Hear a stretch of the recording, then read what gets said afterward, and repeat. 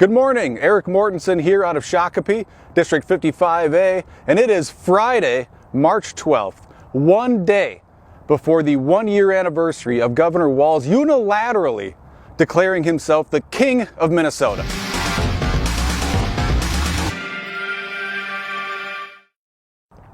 Now, you may not recognize where I'm at, because I think a lot of people don't realize that our state capitol, much like Washington, D.C., has been fortified with this fence for the last 10 months.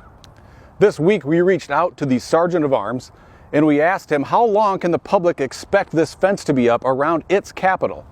And he said indefinitely. Further, he said they're going to continue to fortify the capitol over the coming months.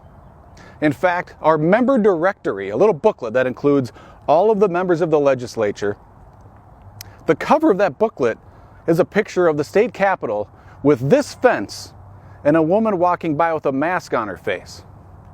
That is by no accident.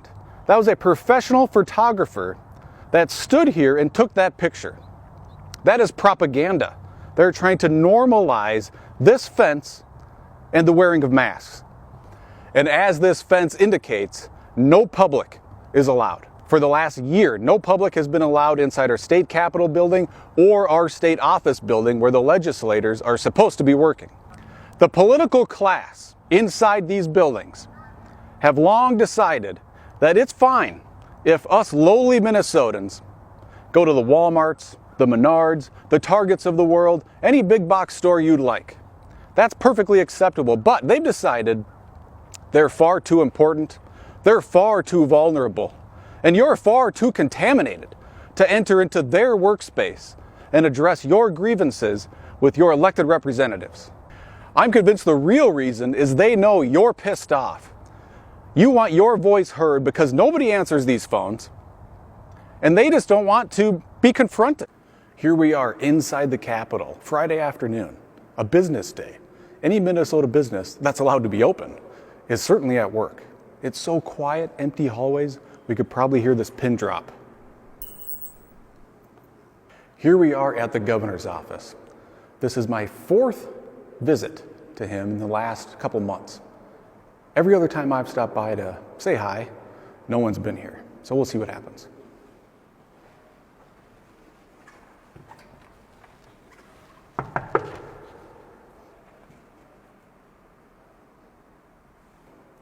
Now, I want to dispel a common misconception because I've had people asking me, well, next time you see the governor, you give him a piece of my mind.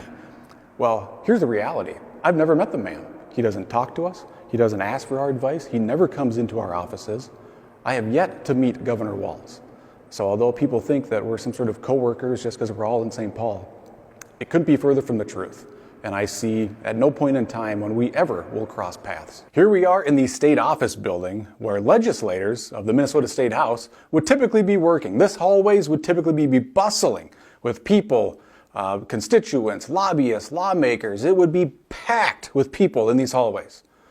There are no lawmakers. There are no legislative assistants. There are no lobbyists, which is kind of a nice thing. There are no constituents, which is a really bad thing because no public is allowed in this building whatsoever.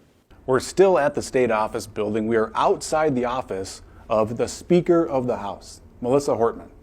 And it's very dark in here because there's nobody around. I guess they're being very green and keeping their lights off and being responsible. Well, let's see. Maybe she's at work today. Speaker Hortman?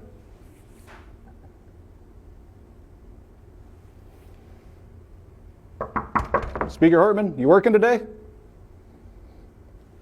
There you have it. So this is your state government at work. Are you impressed? I hope not. You shouldn't be. We have invested 18,000 legislative hours year to date. What do we have to show for that work? 4 bills. We've passed 4 bills out of this body. Every single one of those bills is just a simple extension related to COVID issues. Issues we wouldn't even have if we brought the emergency powers to an end. There is no urgency in the legislature to get anything done. And there are urgent matters at hand.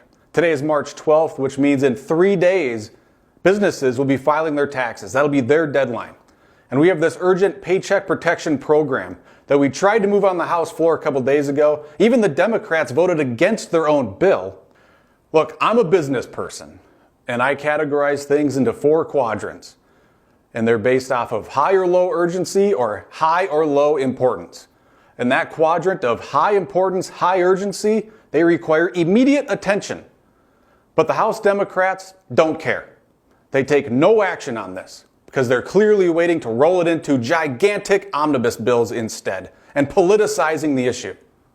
Now, if you don't like this, like you shouldn't, well, you can call me, you can email me. Our new House Republican caucus, they're coming to work. But outside of that, you're out of luck. No one else comes here. No one's answering their phones. I'm hearing nobody's responding to emails. But if you get a hold of someone on our staff, you're going to get a response.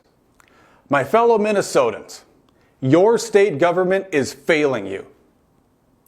I need to say that again. Your state government is failing you. You should be demanding better from your governor. You should be demanding better from your lawmakers. Now, I'd like to say, contact your representatives and demand better. But as you've seen, they're not here. So, my call to action is write a letter to the editor of your local newspaper, and in that letter, demand that your lawmakers be better. Thank you for watching.